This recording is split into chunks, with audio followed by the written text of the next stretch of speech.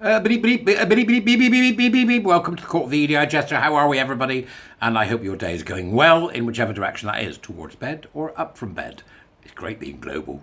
I'm global, don't you know? Right? So, buy me a coffee, become a warrior teacher, send me a super thanks, whatever you can do. But most of all, like and share this as a minimum. That's all I'm asking you to do. Like and share, like and share. So if you can like and share it, that'd be fantastic. If you can help me out in any other way, you can subscribe to my Substack, etc. Okay? So let's get straight into it today. Oh, I came across this article and I was so taken by the picture that's in the article, which is in the Dubris for you, right, that I thought, oh, we'll have a look at this, see what's going on, because this is about a rather marvellous lady called Sharon Davies, okay? Now, as you know, Sharon Davies is an Olympian, a woman who has achieved many extraordinary feats in the field of sport, or rather in the pool of sport. It's you know, an athlete like Sharon is just a treasure, right? Because that's the best. We're like, you know, compete, pure meritocracy. We love it. We love it. We love it. That's what it gives us. The ability to look at somebody at the top of their game. That's what meritocracy gives you. Unlike equity, of course, which just gives you brutalist architecture and the silencing of people and all sorts of horrible things, right? So Sharon, to me, is an example of what meritocracy can give us when we allow the best people to achieve that which they are best of, and then jointly together celebrate that achievement with the world. And I think that's fantastic. But it's not what caught my eye. I still think that's fantastic, but it isn't what caught my eye, right? Sorry, Sharon. What caught my eye is, and you've got to see the picture, it's in the Dubris, is it me? Or have we a kind of sporting Galadriel on our hands here? There's a fantastic picture of Sharon, and it wouldn't look out of place, honest to God. You know, handing out, you know, little potions and bits of ivy to hobbits. It's the most fantastic, a beautiful photograph that does give Sharon something of the Galadriel. So forgive my fancy, Sharon, that I think you are something of the Galadriel. I just hope you think it's a good thing. I wish the article was the same. Unfortunately, it's not. So let's begin on the article. Sharon Davies, trans activists call my children's school to abuse them. I mean, should I have to say any more to change people's minds and make people go, what? But sadly I do, because, you know, the whole thing is a new kind of religion, and people like their toys. They want to play with the toys. They want to force you to play with the toys. They want to force your children to play with the toys, don't they? That's what this is, religious fervour. Olympian says her views on backing women in sport has led to trolls bullying her and her family as she calls for more support from athletes. Olympian Sharon Davies said activists call her children's school and abuse her kids over her views on trans women's participation in sport. For trans women, read men. The Olympic swimmer, former gladiator. Do you know, I didn't know that. I didn't know you were a gladiator. Oh, wonderful. And sports commentator who attended 12 consecutive Olympic Games. Get your head round the commitment it takes to attend 12 consecutive Olympic Games, was vilified after speaking out against males. It's got biological males here, but I'm not playing the game. Against males competing in women's sports. She also said she has not received enough support from fellow athletes who are too scared to speak up and lose revenue. Sharon, that's, you know that you've got a real cultural phenomenon on your hand when a guy who works for Asda, right, packing boxes, or a woman who works on the checkout for Tesco's, or a man who works as an insurance clerk, have the same problem as an Olympian athlete. You know that you've got a cultural problem on your hands. And I think that's illustrative by what Sharon said there about the inability of people to speak up who are scared to lose revenue. But obviously the severity of what happens if you do speak up is not, there's no parity in that. So there's a parity in reasoning, i.e., if me as a celebrity, well, I'm, Mr. Jumpy McHigh Jump, right, whatever you want to call me, okay, I think, my God, if I speak out, I'm going to lose revenue. It's going to affect my career. But the chances are that you may well have had a very good career and you've got some money behind you. The parity of problem, they both have the same problem, is not equal to the parity of outcome if you've got a man and a woman who work more of a standard job in a company that is hideously woke. So I think we need help for everybody, but I agree that Sharon's point here is to get athletes to speak up because they're in the public eye. I believe Daley Thompson has stuck his oar in. That's the wrong sport, I know. But at least Daley Thompson, I believe, has stuck his oar in. And that wibbling man-child, who's the one that parts the water? No, not parcel water. Jump and point. Dives. What's his name? Thomas somebody. Thomas Plummet. Is it Thomas Plummet? No, it's not Thomas Plummet, is it? No, right. Daly. God, Thomas does it daily. Not does it daily. Thomas Daly, who's married to some chap, right? He's a little handsome fella, isn't he? But he's an idiot. He's an idiot. Good diver. Yep. Cryptography, probably not. That's how I see him, because he's full on, isn't he? Trans women and women. Look a bit cute, right? That's what he is. He's full on the whole nonsense. Miss Davies, 60, though why that matters, I don't know. Miss Davies, 60. I'm going to hate that when people do that to me, because I'm going to be 60 next year. The EDI Jester, 60. What's that about? Miss Davies, 60. Are they saying she's an old fool who doesn't know what's going on? Miss Davies, 60, told the off-air podcast she is inundated by trolls. I told you there was a connection there. We have the athletic Galadriel as being inundated by trolls who tried to stop her debating and presenting the science. You're damn right. Damn right. She said, activists, ring, as in phone, every single job I have, ringing every single charity, ringing my children's schools, abusing my kids, calling me every name under the sun. They say I am a bigot, I'm a homophobe, obviously a transphobe. I'm even a racist, which I find hilarious because I've got mixed race kids. She added, they use these terms not to actually mean it. They use it to bully. They use it to shut you up and to stop you trying to debate and present the science. Sharon, I'm going to pick you up on that. Okay? Let me just say that again. They use these terms not to actually mean it. They use it to bully. They use it to shut you up and to stop you trying to debate and present the science. With respect, Sharon, I think that's utterly naive.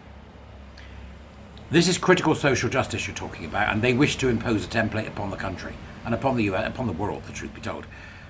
They don't, it's not that they don't believe it or mean it. It's not that they don't mean it. They certainly believe it. And that's important, okay, to recognize that these are the tools of a group of individuals, a thinking process, including critical social justice, which has overtaken our society, in which they use the tools of old, the tools of the Inquisition, heresy, heretics, social shaming, hounding. They do mean it.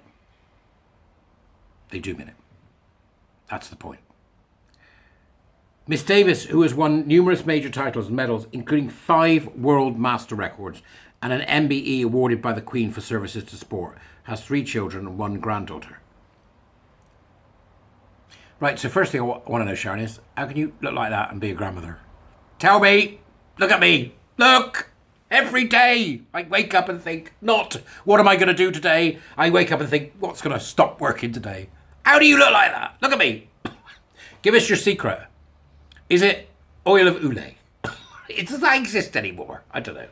What is it then? Some kind of moisturizer? E45. Tell us. The world needs to know. She had eldest children, Elliot and Grace, who are in their late 20s. Elliot. Right, okay. With British 400-metre runner Derek Raymond, while her youngest Finley is a teenager whose father is a BA pilot. Miss Davies agreed that the abuse she had been receiving is misogynistic, adding many male athletes have not supported her in her argument. It hasn't come running up their back passage yet, have you? If you excuse the turn of phrase. It hasn't yet, has it? They don't know. Right, a lot of the gay men are like that. It's like, well, it's not affecting me, mate. It's like, well, it will, sunshine. How? It will. Wait and see. Just sit there. Wait. The real nutter gays, the ones that are fully inculcated in this and don't believe there's any problem, they won't get it until the cold barrel of the gun's at the back of their neck. Because that's how stupid they are, because they're so far left. You've done it. We've made it. We've got the revolution. Yeah. Goodbye, comrade. They won't get it till then. So that's an interesting one.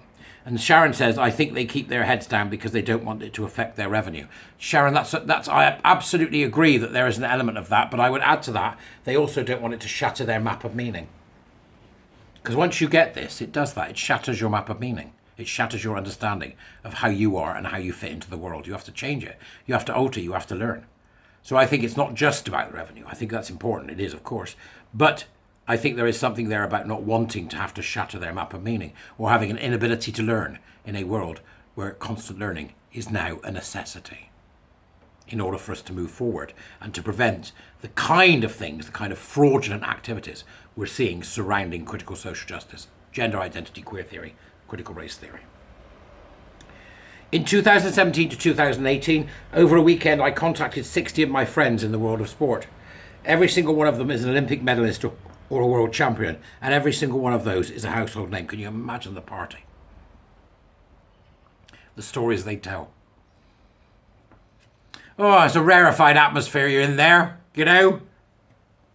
Wonderful. It must be wonderful. Davies said decathlete and Olympics legend Daley Thompson, see, I didn't know this was coming. I don't read the articles beforehand. I like to give a spontaneous reaction. Is among the few male athletes who have spoken out over the issue.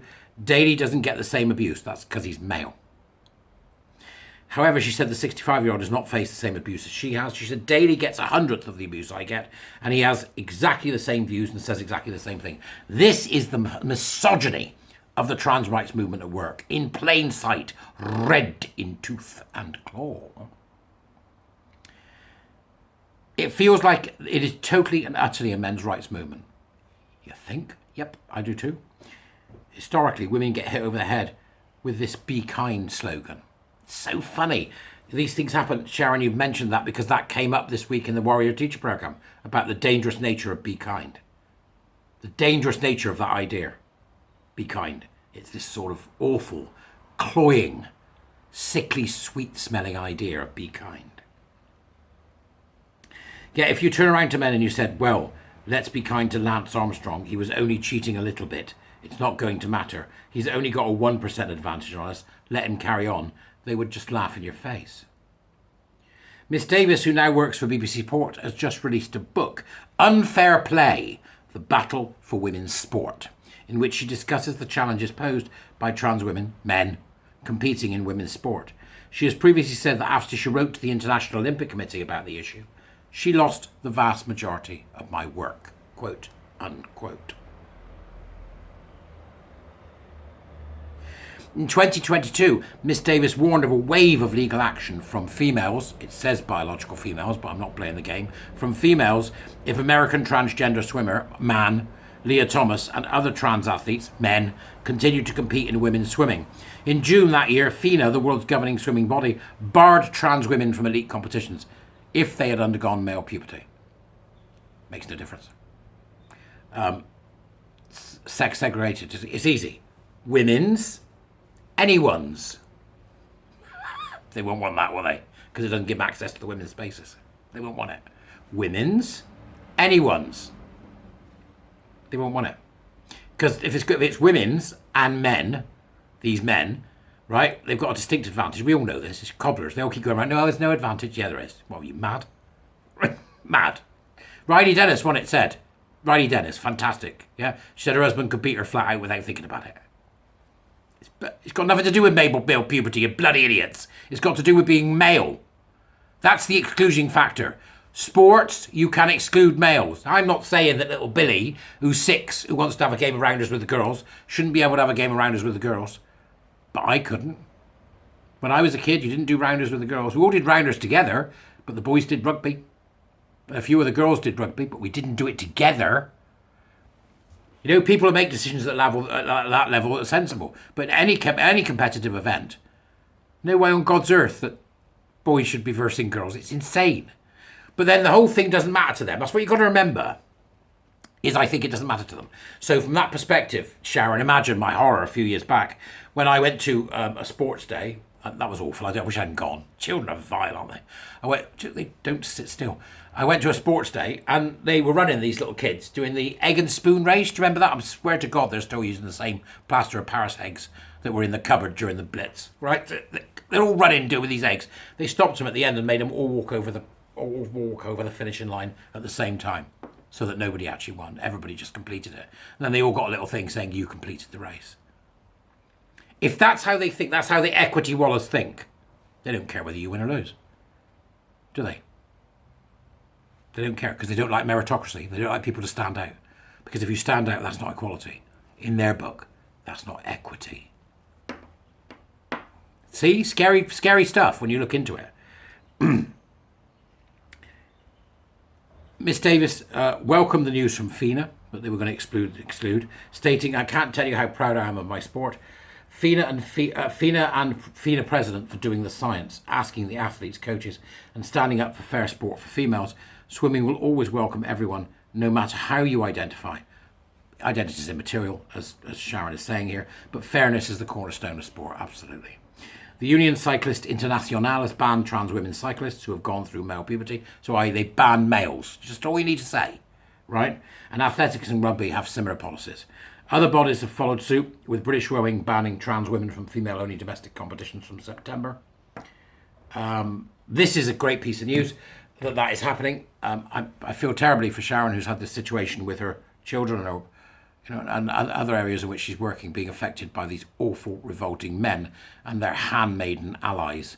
And they should be called out for what they are, which is just vile scum of the earth. Send them to bloody Coventry for a few months. See what happens when nobody speaks to them or nobody engages with them. Soon ends. That kind of behaviour. It's what we need. Good old social shaming. Let's get that back. A nice, good, round rogering of social shaming will stop these people from behaving in such a manner. Yep, that's what I think. But then what do I know? I'm just a bloviating windbag.